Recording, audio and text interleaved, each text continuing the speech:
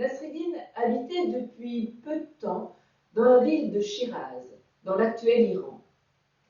Et il avait trouvé un emploi de portier au tribunal central. Bon, ce n'était pas un travail très important, pas très fatigant, ce qui lui convenait tout à fait. Il était donc chargé de trier, de filtrer les entrées au tribunal. Et un jour qu'il est assis là sur les marches du tribunal, il voit arriver un homme un peu pressé qui demande à voir le juge principal. Ah ben aujourd'hui c'est pas possible. Pas possible du tout. Comment? Ah si, le juge est là. Oui, là, ça, le juge est là, il n'y a pas de souci. Je l'ai vu passer ce matin, il est rentré dans le tribunal. Quand est-ce qu'il va ressortir? Ah ben ça, je ne sais pas. Ça, je ne peux pas vous le dire. Tout dépend s'il est jugé coupable ou non. Quelque temps plus tard, Nasreddin était toujours dans cette ville de Shiraz. Pour compléter ses maigres revenus de portier, il avait trouvé à faire quelques heures de jardinage chez les notables de la ville, et notamment chez un juge. Et ce jour-là, Nasreddin a passé toute la journée à tailler les rosiers du jardin du juge, quand celui-ci arrive avec sur les mains un plateau de cuivre et 2 verres de thé à la menthe. Et le juge propose à Nasreddin de se reposer un petit peu et de boire ensemble le thé. Et c'est ce qu'ils font.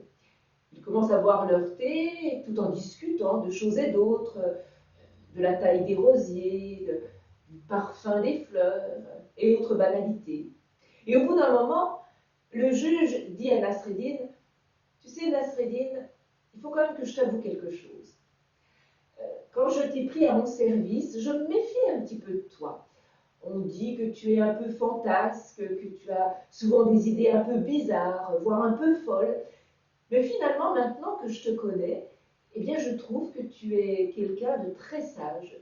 Tu es souvent plein de bon sens, tu as de la conversation, tout à fait intéressant. Ouais. D'ailleurs, je me suis dit qu'il fallait que je te pose une question. J'aimerais savoir, pour toi, Nasreddin, qu'est-ce qui est important dans la vie? Et Nasreddin répond du tac au tac, dans la vie, ah ben c'est l'argent. Ça, il n'y a pas de doute, c'est l'argent. Oh ben écoute, Nasreddin, là tu me déçois un petit peu. Je ne suis pas prêt à retirer tout ce que je viens de dire, mais pas loin.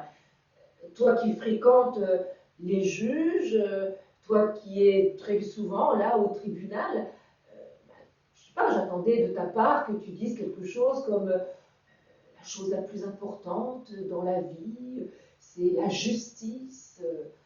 Oh, la justice, c'est quand même une belle idée, noble, un beau concept, ça, Nasreddin. Non, tu ne trouves pas? Non, je ne suis pas d'accord, monsieur le juge. Je maintiens la chose la plus importante dans la vie, c'est l'argent. Parce que d'ailleurs, vous devriez le savoir, monsieur le juge.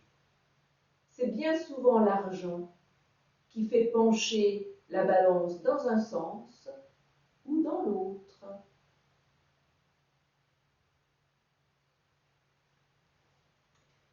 L'histoire suivante se passe sans doute quelques années plus tard. Nasreddin vit toujours dans la ville de Shiraz et ma foi, il s'est enrichi. Ouais, il fait même partie maintenant des notables. Et ce jour-là, il est convoqué par le sultan. Alors, il met son superbe, son plus beau cafetan, ses babouches de cuir toutes neuves et sur la tête, un magnifique turban de soie. Le voilà bientôt dans la grande salle du Conseil des ministres. Le sultan est là, assis sur son trône, entouré de ses conseillers, de ses ministres, et le sultan s'adresse à Nasreddin en lui disant « Eh bien, Nasreddin, voilà, j'ai pris une grande décision. Je vais remanier mes ministères. Je cherche des gens compétents, intelligents. Ça fait un petit moment que tu vis dans notre ville. J'ai eu l'occasion d'entendre parler de toi à plusieurs reprises et je trouve que tu as souvent de très bonnes idées. Alors voilà, je suis prêt à te confier un ministère. Et mieux que ça, je te propose de choisir le ministère que tu veux prendre.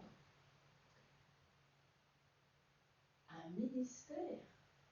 Ah ben, grand sultan, c'est un énorme honneur que vous me faites là. Alors, choisir un ministère, eh bien, ça y est, j'ai trouvé. Je veux bien être ministre de la mer. Non mais Nasreddin, c'est sérieux là. C'est sérieux ce que je te propose. Un ministère de la mer. Comment veux-tu que je te donne un ministère de la mer? Regarde, notre pays est un vaste désert, entouré de montagnes complètement arides.